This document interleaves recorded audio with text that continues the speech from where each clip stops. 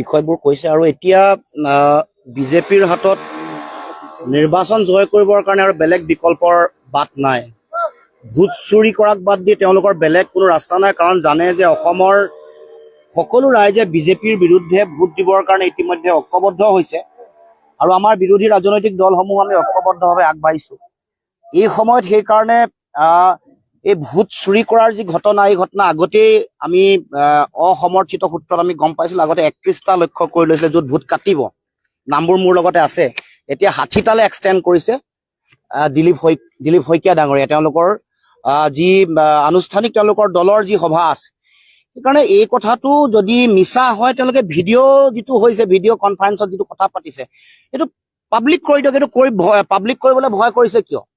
আগতে 31টা সমষ্টিত ভোট তেওঁলোকৰ কটাৰ লক্ষ্য আছিলে, তালিকাসহ আছে মোৰ লগত, মই তালিকাখন দি দিব পাৰোঁ। এতিয়া 60টালৈ এক্সটেণ্ড কৰিছে।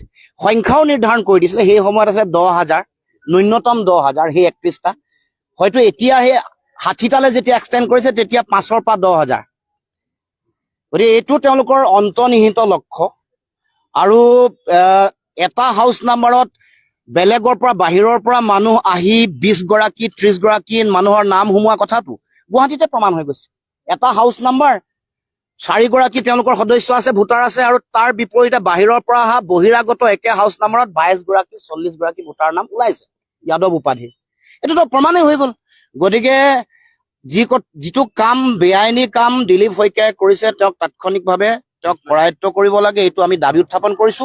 আৰু এইটো যদি তেওঁলোকে যিটো কথা কৈ আছে, তেওঁলোকৰ ভিডিঅ' কনফাৰেন্সিং ৰাজহুৱা কৰিবৰ কাৰণে অসমৰ মুখ্যমন্ত্ৰীৰ সৎসাহস নাই কিয়?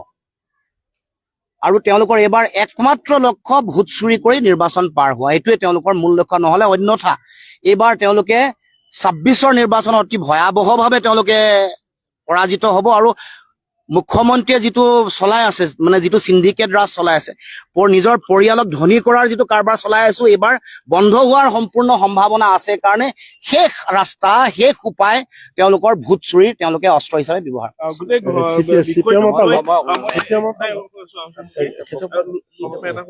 গোটেই বিষয়টোক লৈ বিৰোধী কি ধৰণে জনগণৰ কাষলৈ যাব, এটা আন্দোলনমুখী বা কেনেকুৱা ধৰণৰ আপোনালোকে ব্যৱস্থাৰে ৰাইজৰ মাজলৈ গোটেই বিষয়টোক লৈ যাব? এইটো ইতিমধ্যে আমি তাৰ আধাৰ প্ৰস্তুতে কৰিছো আমাৰ, কাৰণ প্ৰতিটো বুথত এইবোৰ কথা ধৰা পৰিছে। বেলেগ প্ৰত্যেকতে অফিচিয়েলি এপইণ্ট কৰা BLA যিসকল আছে তেওঁলোকেও চোৱা চিতা কৰিছে, দলৰ কৰ্মকৰ্তাসকলে চোৱা চিতা কৰিছে। কাৰণ এইটো এটা অত্যন্ত শক্তিশালী ভিজিলেন্টৰ যোগেদি, কাৰণ আমি চাব লাগিব, চালে সেই সময়ত এটা ধৰিব লাগে আৰু তেওঁলোকৰ বিৰুদ্ধে BLO সকলৰ বিৰুদ্ধে আমি গোচৰ ৰুজু কৰিব লাগে, তেওঁলোকক কমপ্লেইন ফাইল কৰিব লাগে। আৰু এই কথা বাধা দিবৰ কাৰণে আমাৰ ফালৰ পৰা সকলোৱে প্ৰত্যেকে আমি প্ৰতি মুহূৰ্তত আমি নিৰীক্ষণ ৰাখিছো আৰু তাৰ বিৰুদ্ধে আমি ব্যৱস্থা গ্ৰহণ কৰিম।